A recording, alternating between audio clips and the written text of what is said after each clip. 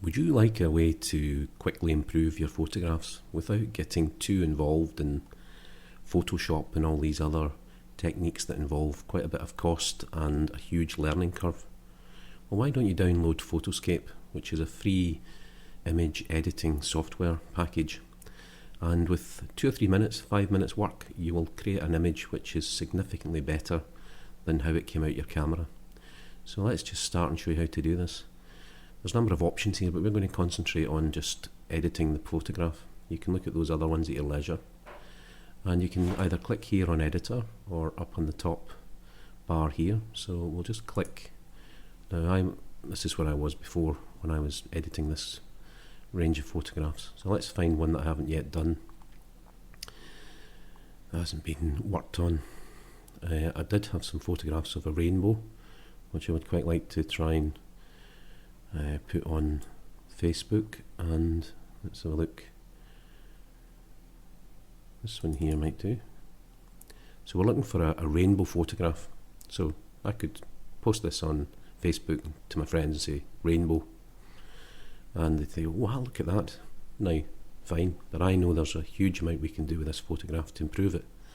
So looking at all these options, now this program works like every other Windows program, and when you bring your first photograph up like this, you can't do anything wrong. Just play around with it.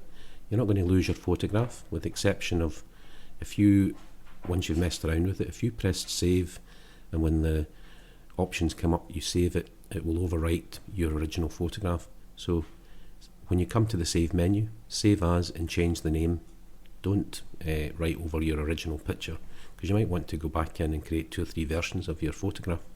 Anyway, there's some very basic options here. Auto level, auto contrast. These two you can just press immediately and see what the effect is. You can go back to over here, and undo will have lit up, and you can undo those changes step by step if you wish. But the first tip I'm going to give you about every photograph is ensure that it is level. Now we've got a rainbow running off to the right here, so these are the buttons for changing, rotating the photograph, but this is the one for leveling. So you click on here and you get a preview, and it's very, very easy to fix. I mean, look how quickly you can move the photograph around, but we just want a very quick fix on this. That's roughly okay there. I may well exaggerate or underdo some of these things, but I'm really just wanting to illustrate what's possible. So we've now got a level photograph, and let's just try these auto level buttons. That's changed it slightly. There is an option here to do low or high rather than the mid default, but we'll leave it there. Similar with auto contrast, let's just click auto contrast. Not a lot happening. Sometimes your photographs, you click auto level or auto contrast, and the photograph will change quite dramatically based on the lighting that was in that photograph. And this one, the software isn't really picking up too much. So what do we do next? I like to do a little bit of sharpening on all my photographs, and again this control allows you to do quite a range, but let's take the default. Now what sharpening does is it just literally sharpens up things like the stones in the foreground here. It'll make the whole photograph look almost as if it's crisper or in focus. Now photographers will spot straight away if a photograph's been over sharpened, but for our purposes we're just going to be quick and dirty, and that'll be an improvement. The main menu, however, in this photograph is we want a rainbow photograph out of this. So let's go to brightness and colour. Now saturation is where you can bring the colours up. Let's say 12. I usually do 12, 10, either side of 10. Some photographs you can go a lot further. Now if you look up here, I don't know if you'll see this by the time it goes through all the processes into you watching on your monitor, but you can see this beginning to burn out on this hill. But we'll leave it at the moment. Now, if you went up to 84, your photograph's just destroyed. If you go down to whatever that is, 100, it's almost monochrome or black and white. So the range is usually quite limited to get a decent photograph. So 9, 10, 12, yeah, something like that. It'll vary. You can, again, just play around. Hue sometimes can make a big difference with sky in particular, or if you're grass. A lot of my photographs have grass in them. So if I tweak the hue up and you look at the grass, that is not really doing much either way. And you can very quickly, you want that autumn look.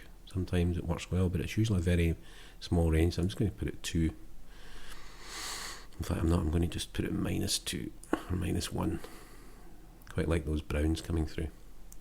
Okay, now here's one of the big changes I know will happen with this kind of photograph because it's so almost foggy. We're going to look at the gamma control, which is gamma bright here, and we're going to darken this. Now you watch what happens now. We'll just tweak it. I usually down to only 0.9 or 0.95, but in a photograph like this we'll probably be able to go much deeper. In fact, we can go right down looking at this rainbow and how it's going to come through. So you can see that, how quickly that rainbow's coming up in terms of, colour. It's obviously completely darkening out the foreground, but I think for this particular example that's not going to be a problem, as you'll see later on. Now, very rarely touch the exposure. It's too crude a control on this software.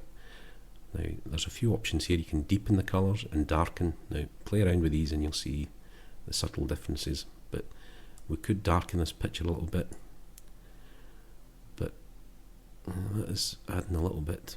It's just, I've brought so much gamma light down that I've got a very dark photograph already. But it's beginning to make the rainbow in the midground the focus of the picture. Anyway, play around with all these controls. You can't go wrong. You can always go back and undo each step one at a time. Or you can undo all if you've completely lost the plot. Undo all and it'll take you back to the original image. As I say, we're just playing around here. Now, key things to remember so far. Make sure that image is level. This little tool down here. Try the auto levels. And a little bit of sharpening. You can also use backlight. Now the default, just let's see what happens with backlighting. Is that better? Undo it. I think in this case it does work quite well. It's really emphasising the brightness around this midground, and it's brought a little bit of light back into the foreground. So level your image, a little bit of sharpening, go in and play around with the colour controls. But the key, the magic, the real tip that you need to take from using Photoscape or any software is cropping. Very, very rarely does anybody take a photograph perfectly. So you need to go into the photograph and trim it. Now, we go back to where we started. We want a rainbow photograph. So let's have a look. We've got too much foreground. It's not really adding much to the picture. We've got quite an interesting sky, but we want to draw people's attention to this rainbow. So let's just go into the crop tool and we'll crop it. Just to get the crop tool up so you can see it. Now that's quite a nice sky up here. Now I've overdone this saturation and whatever, but this is a quick and dirty look at how to use the software. So let's start at the bottom. I usually start at the bottom and see if the foreground is earning its keep. Let's just bring this out to the edge first, on both sides. So start with the bottom. Now, do we need all that foreground? No. Do we put it right up so they're standing on the bottom? No. Do we crop the folks that are standing there? No. So we're obviously down here somewhere. Now they're on a track, so let's give the photograph its context, which is they're definitely on a track, yeah? And they're not too near the borders. You can square this off so that distance there is the same as that, but watch out for too much symmetry in photographs. It really doesn't work. Okay, now the only other big decision for me is, are we going to keep this cloud in? Let's just crop there and see what you think. That's a good photograph. The dimensions aren't too out in terms of length versus width or height. But let's just undo that again, because the more I'm looking at this, the more I'm thinking that the drama in this picture is this rainbow. So let's bring up the crop tool again, roughly where we were before. And what I would suggest with this particular photograph is that we really forget the sky to some extent and bring this down. Now, just watch. You don't want to have your rainbow right in the centre of the frame. You want to have the more offset the better. So, right, I'm not going to spend too much time on this. Over here you can bring this in, obviously bring it in, you crop your rainbow, take it too far out, your picture's getting longer and longer, but again that's part of the drama. So let's just leave it there. Double click to crop, and there you have a picture which is quite dramatically different from the one we had before. Now if you're going to take this photograph out and stick it on Facebook, you look at the size just now, it's about 5 meg. Another basic control is to go in and resize. Now you can go into the resize tool and you can change the length of the photograph, the height, and the other one, because of this box is ticked, the ratio will remain, so you can mess around with that, or you can uncheck that and stretch the photograph, or mess around in that, but we'll leave that too. But we are going to resize. If you click the little down arrow, now for Facebook and things, people's monitors are getting higher resolution and better anyway, so let's just say 1000 for example. So that's as far as I want to take it just now. You would then go to save. Now do not click save, click save as, because you want to create a number of photographs out your original. Okay, so if you click save, that's going to overwrite your original image. So you would click save as, and that, as I say, is where we've ended up from the original photograph. Now if I go back and just click this undo all, so have a look at the photograph as we're seeing it now. You're going to go into Facebook or somewhere and say, have you seen my rainbow photograph? It's not quite as good, is it? So let's just click the redo button one stage at a time. 1, 2, there's probably about 10 little steps in here, the way I've... and the redo then shades out. So that's the end of this little basic video of how to tweak your photographs to make them just much more enjoyable to look at. This one's a little bit overcooked, but it shows you what's possible using Photoscape. If you look at my video channel, you'll find a lot of videos about the outdoors in Scotland, and I'm not asking you to go and look at them all, but if you just pick one of them, you'll see the sort of quality of photographs or images that you can achieve just by putting 2 or 3 minutes into each one on Photoscape.